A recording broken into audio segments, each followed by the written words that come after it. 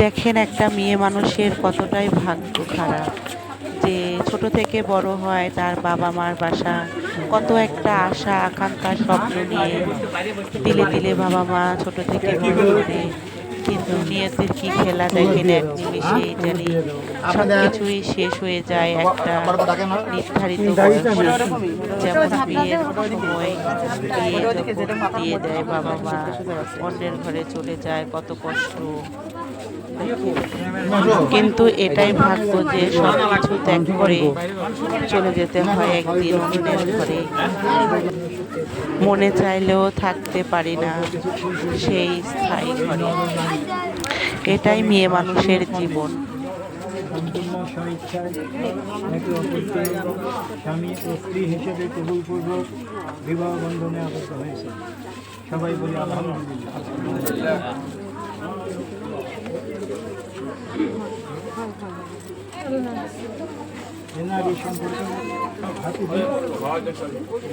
সবার camera clear হয় না।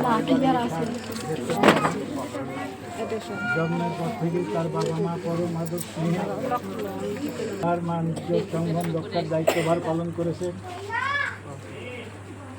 তাকে আধুনিক ও ধর্মীয় শিক্ষায় শিক্ষিত করেছেন। সর্বোপরি তাকে স্বাবলম্বী করেছে। ইসলাম ধর্ম মতে স্বামী তার স্ত্রী একমাত্র আমানত। আজকে আপনার আমানত আপনার হাতে সমর্পণ করা হলো।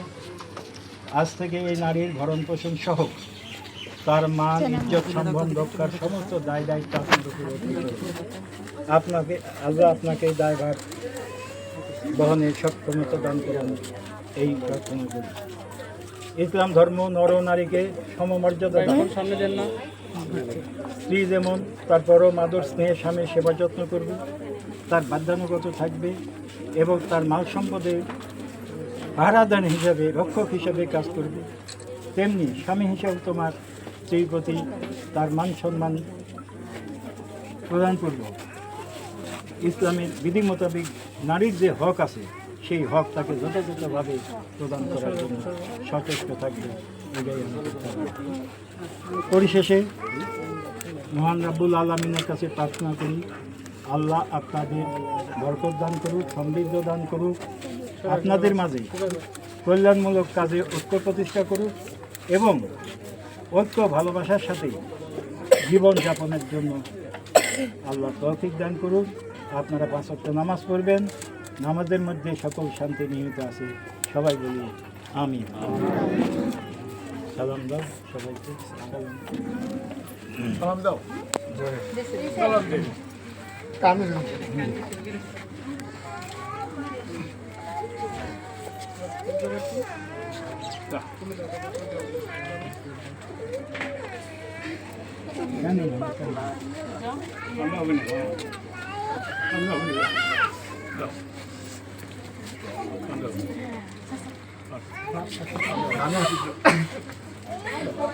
আমি দেখতে আল্লাহ দেখি, আল্লাহ দেখি, আল্লাহ দেখি। আজ থেকে তোমার মনে করো যে আর আমরা তোমার সমস্ত তোমার শ্বশুর শাশুড়ি তোমার স্বামী তারাই এখন তোমার, তাদেরকে নিয়ে আদর কাজের সাথে থাকবে, পর্দা নিয়ে চলবে, এটাই আমাদের কামনা।